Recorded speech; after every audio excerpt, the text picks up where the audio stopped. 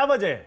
देखिए मानिक जी, मुझे बड़ा आश्चर्य हो रहा है। और वैसे तो आपने वारिस पठान से अति काल्पनिक सवाल पूछ लिया कि आपकी सरकार होती, तो कांग्रेस से पूछा तो जायज सवाल है, लेकिन अति काल्पनिक सवाल वो तो हैदराबाद के आगे भी कहाँ है या हैदराबाद में भी कितने, लेकिन ठीक है, पार्टी है, उनसे पूछना बनता है, भारतीय लोकतंत्र है। लेकिन वारिस पठान ने क्या किया, इसको अगर दर्शक सुन लेंगे, और मैं कहता हूं कि आप सब लोग तुरंत खोज के पढ़ लीजिए, क्योंकि मैं इस गंभीर मुद्दे पर तू मैं में पढ़ने वाला नहीं हूं। एक पत्रकार के तौर पर मुझे बड़ी पीड़ा होती है जब झूठ बोलते हैं ये लोग, ये आधा अधूरा बयान सेना के मसले पर करते हैं। तापिर गांव ने 8-10 नहीं कहा है, तापिर गांव ने कहा 20 से अधिक हमारे सैनिकों को मामूली चोटें आई। लेकिन आगे क्या बोला उन्होंने कहा कि चीन के हमसे कई गुना ज्यादा सैनिक घायल हुए।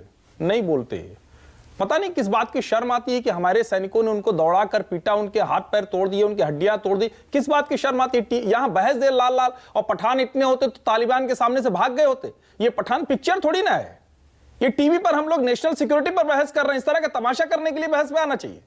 और आप एक पार्टी से हैं, कम से कम थोड़ा तो जिम्मेदार हो। लाल लाल आंखें दिखाते, आंखें दिखा के क्या कर लेते? ये नया तमाशा शुरू हुआ कि आंखें क्यों नहीं दिखाते। लेकिन संसद में बहस हो, संसद में कार्रवाई चले, ये पूर्णतः सरकार की जिम्मेदारी है।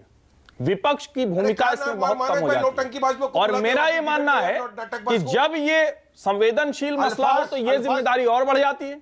मेरा ये मानना है कि अगर कोई भी भारत की सीमा पर किसी तरह का अतिक्रमण करता है तो प्रधानमंत्री, विदेश मंत्री और रक्षा मंत्री की जिम्मेदारी बनती है कि वो पूरी विपक्षी पार्टियों को सब कुछ बताएं।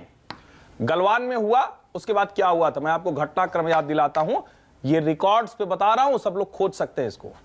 प्रधानमंत्री ने ऑल पार्टी मीटिंग बुलाई, 15 राजनीतिक दल उसमें शामिल हुए थे। विदेश मंत्री डॉक्टर एस जयशंकर ने प्रेजेंटेशन दिया, बाकायदा बताया कि भारत की चीन के साथ करीब 3500 किलोमीटर की जो सीमा है, जिसको लाइन ऑफ एक्चुअल कंट्रोल कहते हैं, उस सीमा के पास हमने क्या क्या किया, चीन अपनी सीमा की तरफ क्या कर रहा है, कहां गांव बसाया, कहां हेलीपैड बनाया, हमने क्या क्या किया। उसके बाद रक्षा मंत्री राजनाथ सिंह ने सदन में एक बयान दिया है, ये आप लोग जाकर पढ़िए। क्या क्या बताया उन्होंने कहा कि 2014 की सरकार आने से पहले और पहले की सरकारों के समय में 38,000 किलोमीटर चीन ने कब्जा कर रखा है, 5,000 किलोमीटर से ज्यादा पाकिस्तान ने कब्जा कर रखा है, और 90,000 वर्ग किलोमीटर पर दावा करता है। जो लोग कह रहे हैं अरुणाचल को दे दिया, स्टेपल वीजा मिलता था, अभी मनमोहन सिंह जी के समय में बहुत जबरदस्त तो मुद्दा उठा था, संसद से लेकर हर जगह, यहां से लोग गए थे, उन प्रतिनिधियों को माना तक नहीं था। सवाल यह कि हम ऐसे गंभीर मुद्दों पर राजनीतिक भाषण में फिल्मी स्टाइल में भाषण करेंगे क्या? बहस तो होनी चाहिए ना, मतलब बहस होनी चाहिए बिल्कुल, लेकिन क्या उस सदन की चर्चा का, या प्रधानमंत्री जब कुछ कहते हैं तो विपक्ष उसका दुरुपयोग इस तरह से करेगा जैसे अभी वारिस पठान कर रहे थे? क्या इस तरह से तमाशा बनाया जाएगा?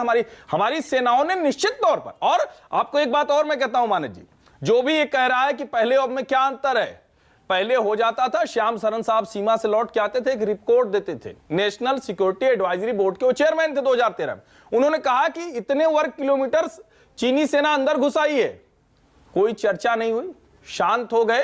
देश न उबला, न विपक्ष ने उस तरह का हंगामा किया जिस तरह का हंगामा हो रहा है। और मुझे कोई बताए, कोई अवसर बताइए जब भारतीय सेनाओं ने पराक्रम दिखाया हो और विपक्ष के नेता ने, भाजपा का हो, किसी पार्टी का हो, उसने कांग्रेस पर सवाल उठाया हो।